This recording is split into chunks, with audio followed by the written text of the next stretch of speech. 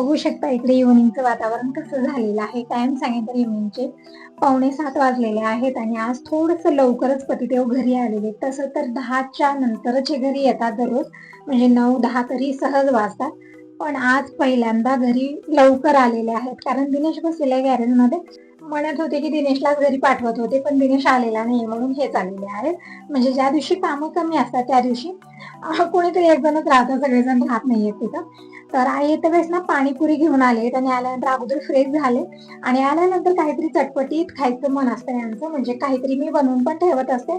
पण आज काही बनवलेले नाहीये. पण मी आज सकाळी हरभरे भिजत घातलेले होते उसळ बनवण्यासाठी. तसं तर मला सकाळीच बनवायचं होतं, पण ते भिजलंच नाही. मी पहाटे 5 वाजता उठून ते भिजत घातलेलं होतं, म्हणजे रात्री विसरले मी घालायचं पाण्यामध्ये आणि विचार केला की पहाटे टाकूया आणि 9-10 वाजेपर्यंत छान भिजले जातील.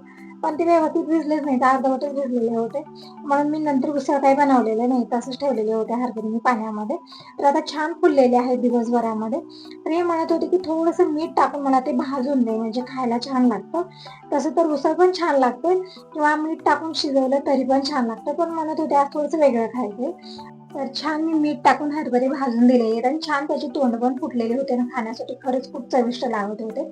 हरभरे वगैरे खाऊन झाल्यानंतर चिवडा दिलेला होता आणि इकडं घड्याळाचं म्हणजे टायमिंग चेंज झालेले 2 दिवस झालं. म्हणजे सकाळी तर इतकं कन्फ्युजन झालं मला, म्हणजे 4 वाजलेले होते. मला वाटलं म्हणजे मोबाईलमध्ये जेव्हा बघितलं मी 6 वाजलेले होते आणि घड्याळमध्ये जेव्हा बघितलं तेव्हा 4 वाजलेले होते.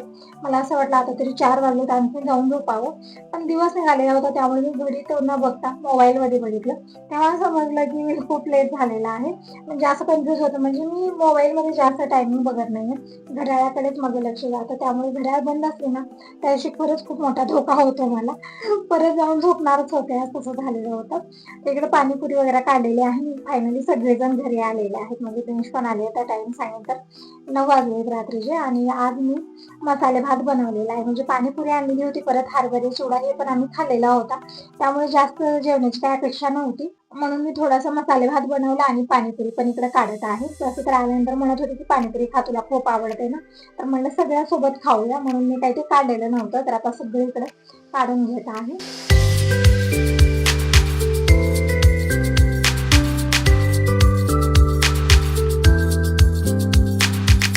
पाणीपुरी काढून घेतलेली आहे. याच्यासोबत गोड चटणी, तिखट चटणी, परत भाजी, कांदा, वटाणे सगळं दिलेलं आहे. एकदम परफेक्ट आहे. तर जेव्हा मार्केटून आणतो आपण, जेव्हा घरी बनवतो ना एक वस्तू असते एक नसते, पण जेव्हा मार्केटून आणतो ना सगळं एकदम परफेक्ट आणि एकदम टेस्टी असतं.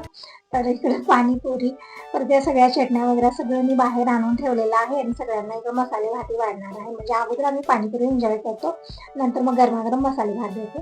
तर इकडे पाणी पण दिलेलं आहे. म्हणजे आता थंड वातावरण झालेलं आहे, तरी पण थंडच पाणी लागतं यांना सगळ्यांना. मी काही घेत नाही, मी गरम पाणी किंवा नॉर्मल पाणी पित असते.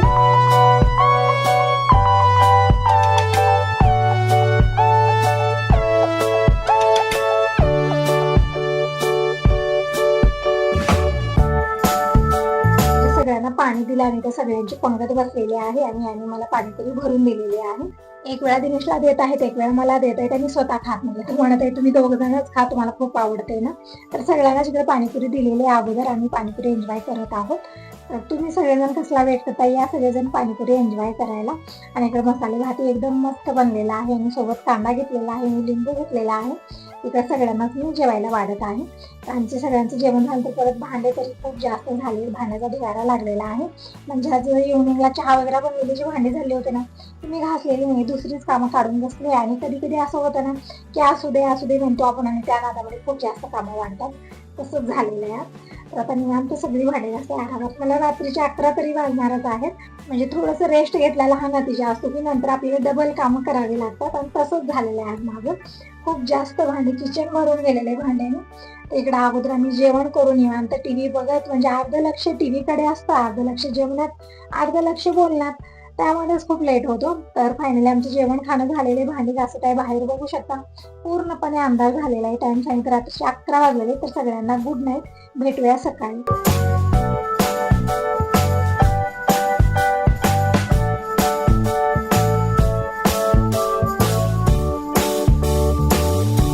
तर कालचा दिवस असा गेला, हा दुसरा दिवस आहे. सगळ्यांना गुड मॉर्निंग, श्री स्वामी समर्थ.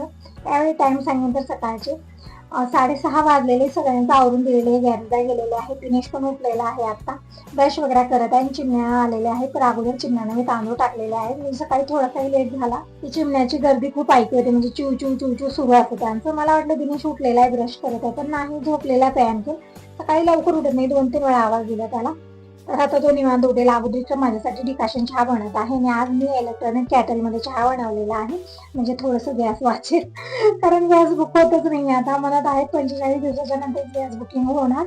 12 तारखेला संपलेलं होतं आणि 1 तारखेला आता बुक होणार. तोपर्यंत गॅस संपला तर खूप पंचायत होणार आहे. तर आज दिवसभरात काय काय केलं, काय काय नाही, मी काही व्हिडिओ वगैरे बनवलेला नाहीये.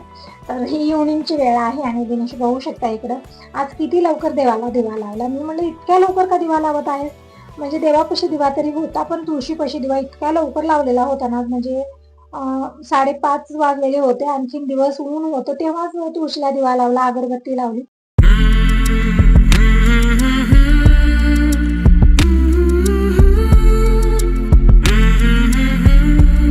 आणि थोडा वेळ घरी बसला, त्यानंतर बाहेर गेलेला होता, म्हणजे काहीतरी त्याचं काम होतं, म्हणजे खूप जास्त, म्हणजे आता कॉलेजचं ऍडमिशन वगैरे करायचं आहे ना दिनेशचं, त्यामुळे खूप दिवसभर धावपळ सुरू असते. तिथे काहीतरी आणायचं असतं, इथले पेपर जमा करायचे असतात, दिवसभर त्याची धावपळ सुरू आहे. बाहेर गेलेलाच होता, तर मी म्हटलं घरला काही सामान आणायचं आहे ते घेऊन ये. तर एक ब्रश आणायला लावलेला आहे, परत इथे छोट्या जे क्लिप असतात ना, छोट्या पिन्ना चुटकीच्या, ते मला पाहिजे होत्या, ते आणलेलं आहे. परत गूळ, लसूण हे सगळं आणलेलं आहे. तर सगळं काढून ठेवलं आणि इकडे दिने अगोदर मी भात बनवला, म्हणजे काल पण मसाले भातच बनलेला होता आणि आज पण मसाले भातच बनलेला आहे. तर हा 2-3 दिवसाचा मिक्स व्हिडिओ तुम्हाला येत आहे. तर काल रात्री मी मसाले भात बनवला होता आणि भाज्या काही नव्हत्या, तर सकाळी दिनेशने सगळ्या भाज्या घेऊन आलेल्या होत्या. तर सगळ्या भाज्या काढून ठेवल्या, शिमला मिरची, दुधी, परत शेवग्याची शेंग, दोडकी, हे सगळं आणलेलं होतं, सगळं काढून ठेवलं. त्यानंतर काही व्हिडिओ बनलाच नाही. तर संध्याकाळी मला गोबीची भाजी बनवायची आज, म्हणजे भाज्या तर खूप साऱ्या आणलेल्या आहेत, खूप जास्त आणलं तरी पण आपल्याला सुचत नाही की काय बनवायचं त्यामध्ये. आज गोबीची सुकी भाजी बनवत आहे आणि तिने जात आहे बाहेर, गेट लावून जात आहे. म्हणजे हवा खूप जास्त येते ना, त्यामुळे गेट दिवसभर बंद करून ठेवते मी, त्यामुळे गेट बंद करूनच गेलेला आहे तो बाहेर. आणि देवाला दिवा जी लावलेला होता ना, ते शांत झालेले आहे हवा जास्त असल्यामुळे. इकडे अर्धी गोबी मी चिरून घेतलेली आहे आणि अर्धी मी ठेवलेली आहे, म्हणजे पराठे वगैरे बनवण्यासाठी. कांदा खूप सारा चिरून घेतला, कढईमध्ये तेल घेतलं, मोहरी, जिरं आणि कांदा टाकलेला आहे, कोथिंबीर टाकलेली आहे, परतून घेतला. आणि कांदा जास्त गोल्डन ब्राऊन करायचा नाही, हलकासा कच्चेपणा गेला की यामध्ये मी चिरलेली गोबी टाकलेली आहे आणि छान परतून घेऊया. आणि पाणी वगैरे टाकायचं नाही, म्हणजे या भाजीला पाणी सुटतं. फक्त मसाले टाकणार आहे. तर इकडे हळदी पावडर टाकलेली आहे थोडीशी, म्हणजे अर्धा चमचाही नाही आहे. हळदी पावडर ना थोडीशी जास्तच करवट आहे, त्यामुळे जास्त टाकत नाही मी भाजीला. इकडे थोडीशी हळदी पावडर टाकलेली आहे आणि थोडीशी लाल मिरची पावडर टाकलेली आहे. तर इकडे मीठ टाकलं आणि थोडीशी साखर टाकलेली, म्हणजे सगळं बॅलन्स होण्यासाठी. छान मी परतून घेतलेलं, कमी गॅसवरती झाकून ठेवा. खूप छान भाजी.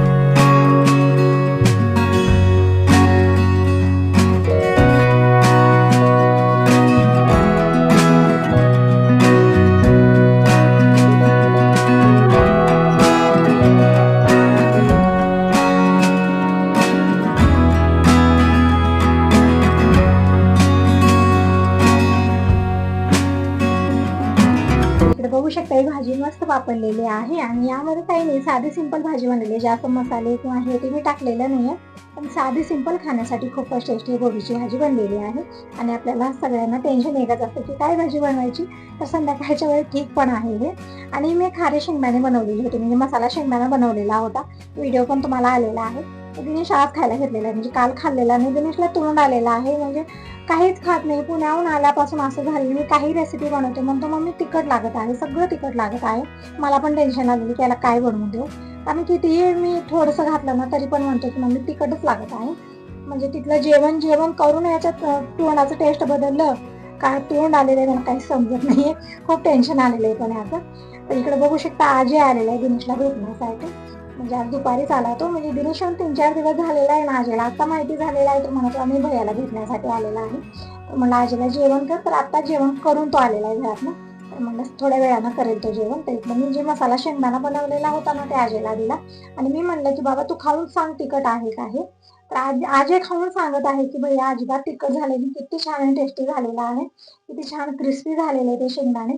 तरी पण दिनेशला खायचं नव्हतं. फक्त थोडंसं टेस्ट करून बघितलं आणि म्हणत आहे तिखट लागत आहे. मी स्पेशली दिनेशसाठीचे शेंगदाणे बनवलेले होते.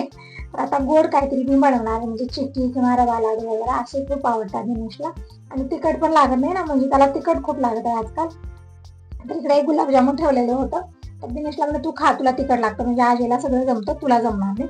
आजीने इथं पोटभर जेवण केलेलं आहे, तर आजीला काही गुलाबजामुन खाण्याची अपेक्षा नाही आहे. पण नाही म्हणत आहे तूच खा, जे सगळं तूच खा, मला काही नको. तर याचा असंच आहे, खाण्याची इच्छाच होत नाही, काही पण खात नाही, सगळं नग म्हणत असतो. मला पण कधी कधी टेन्शन येत असतं, हे असं का करतो.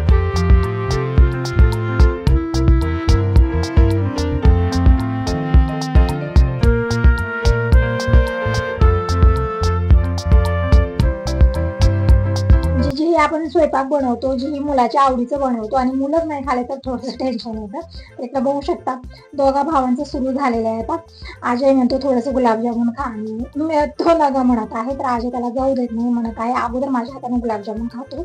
इकडे अजयनंच दिनेशला गुलाबजामुन थोडंसं खाऊ घातलेलं आहे, म्हणजे गुलाबजामुन मी बनवलेले होते, दिनेशला खूप आवडलेले होते, पण एकच राहिलेले शेवटचा. तर दोघा भावांनी अर्धा तो गुलाबजामुन इकडे खाल्लेला आहे आणि टिफिन पण भरून दिलेले आहे. तर आता दोघं जात आहेत घरीला, म्हणजे आजीला पण घरी बसून करमणार नाहीये आणि आज आजी इथंच राहणार आहे. म्हणजे आता दिनेश आलेला आहे ना, त्याला मन लागतं इथं, म्हणजे दीपक आला, दिनेश आला की आजीला छान वाटतं इथं. तर आलेला आहे आणि आज इथंच राहणार आहे. आणखी शाळा पण चालू झालेली नाहीत त्याचे. इकडे मी पण बिस्किट खायला घेतलेलं आहे आणि त्यानंतर म्हणलं छोटी छोटी कामं आवरूया. म्हणजे दळण करायचंय मला, गहू आणलेले स्टोरूम मधले, तांदूळ पण संपलेले होते, तांदूळ गहू सगळं घेऊन आले, पण नीट करणं मला काल झालेलं नाहीये. तर म्हणलं आज करूया नीट, म्हणजे आज नंबर आलेला आहे याचा पण. इकडे टोपलं चाळणी सगळं घेऊन आलेले आहे. निवांत हॉलमध्ये बसून मी ते दळण करणार आहे. तर तुम्ही याचं ते हॉलमध्ये कशाला बसते, पोर्समध्ये बसायचं ना. तर ह्या हवेचा इतका वैताग आलेला आहे, गेट तर राहत नाही, पोर्समध्ये बसले तर हवा अशी असते की काहीच राहत नाही, सगळं उडून जातं तिथं. त्यामुळे सगळं दार वगैरे बंद करून आतमध्ये बसून मी दळण करत आहे, लाईट ऑन करून.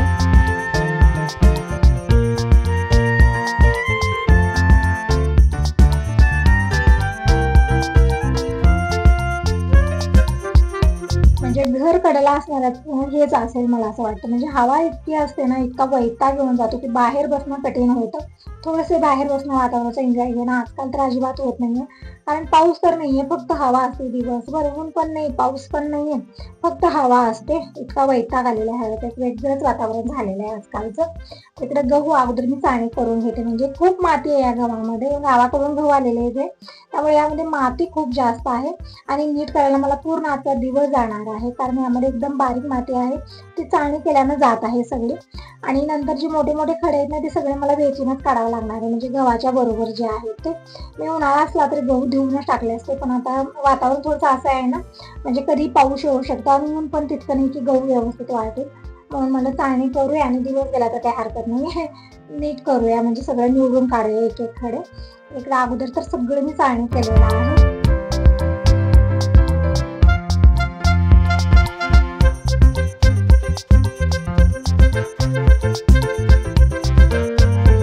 अशा कामाला ना एकाला दोघं असले ना तरी कामं चांगली, म्हणजे फास्ट होतात. थोडंसं एकट्याला खूप बोर होतं, म्हणजे निसणं वगैरे थोडासा वेळ पण जास्त लागतो ना, त्यामुळे. पण आता कुणाला आणायचं, आता दोघंही दीपक नाही, दिनेश आणि अजय दोघ जणही गेलेले आहेत गॅरेजला. आता ते लवकर येणार पण नाहीयेत आणि तोपर्यंत मी अर्धेमध्ये गहू निवडून घेते.